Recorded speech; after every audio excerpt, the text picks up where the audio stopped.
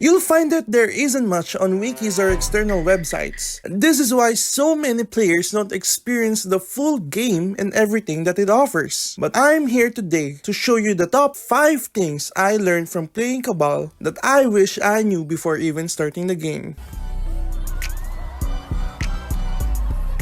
Number 1. Which class to begin with doesn't really matter. A lot of people who are interested in playing Cabal wonder which class they should make their first character, or are curious what the benefits of each class is. Unfortunately though, that choice doesn't really matter later on in the game. Generally, people like to point out how each class is better at PvP or PvE using a spectrum like this one.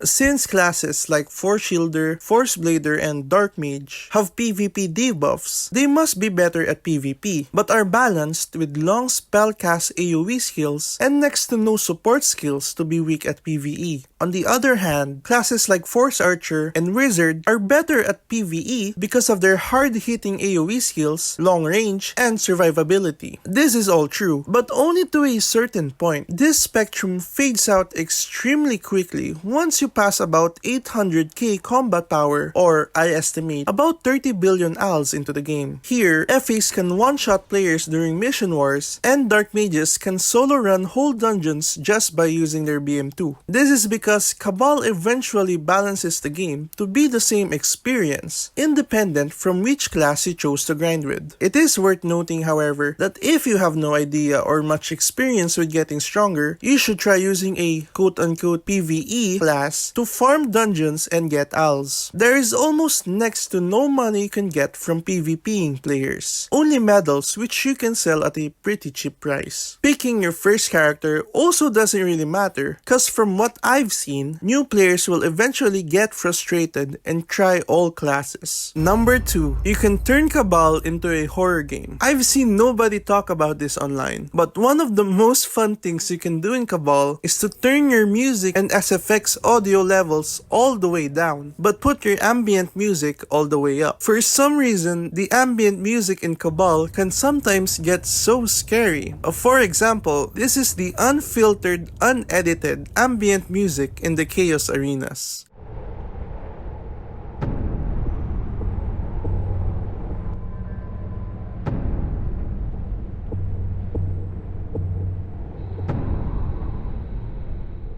Well, this is the one for the Mutant Forest.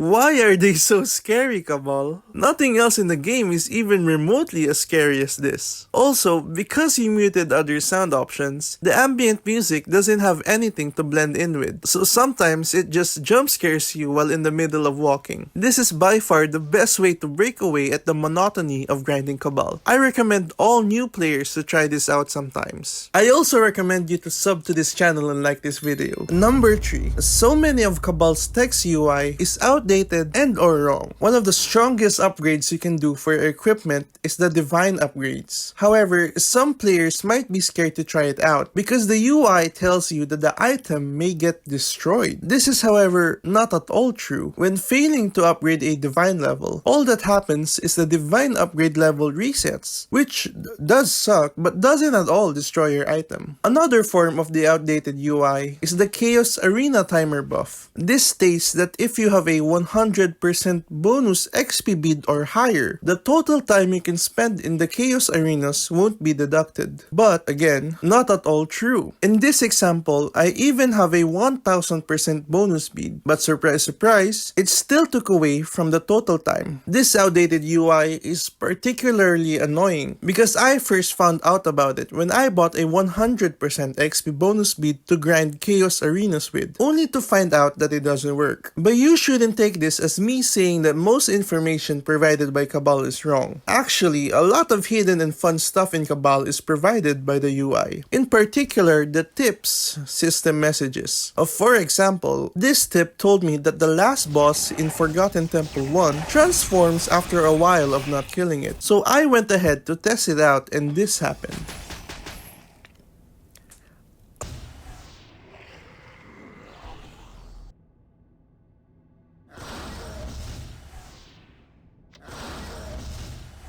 Okay, so not much of a transformation, but still pretty cool. And it was something I had no idea about before. So I guess it was kinda worth the wait. Number 4, NPC shops. NPCs in Cabal are notoriously bad in how 99% of them become absolutely useless past the beginning of the game. If you do see late game players use them, it's probably only to sell their plus 15 equipment to gain billions in revenue. However, you would be surprised at what you could find from random NPC shops in different maps. For example, did you know that the grocer from Bloody Ice sells Chaos Level 0 accessories for cheap? For some reason, these same items in the official shop cost about 100 Force Gems each. Other great shops are from the Core Alchemist. Here, they sell the obviously good pots for MP and HP, but they also sell vehicle and costume boxes that have a chance to contain option scrolls. They also cost AP, so they're one of the best places to spend extra AP on. Below this, Core Alchemist also sell Adept Rings that tremendously help with skill XP, so you could reduce the time with AFK grinding. Other rings here are level 0 CDR and CDI rings. However, they are actually incredibly expensive when compared to, at number 5, easily lootable equipment from low-level mobs. Beginning maps may have some surprises for players who decided to just speedrun through levels and didn't explore. There are actually some mini-bosses in the beginning maps that always drop loot for low-level players that can help them in grinding out for XP. Among these is the Golden Toad, which can drop a belt and a critical damage ring, which is better than the ones in the NPC shop. Another mob is the Garlilia, which drops a critical rate ring instead. If you don't want just accessories, some mobs give out equipment that have really good option stats. Some of the gear, like those dropped from the Cold Triple, can be equipped from levels as low as 4 and goes as high as level 50, like this armor set from the King Crab in Port Lux. Now there are so many mobs like this. Unfortunately, it will probably take me an extra 5 minutes just listing them off individually. So I'll include links to a couple of blogs by Freely Cheesesteaks that show the maps and location of these mobs. The list is a bit outdated though, so if this is the first time you've ever heard about these types of mobs, then I recommend you explore the maps as you might find some very fun secrets. Well, there goes my top 5 list. Do you know of any fun Cabal mechanics that aren't obvious? Post them in the comment section down below, as I'd love to read and find them out. Thanks for watching. Bye!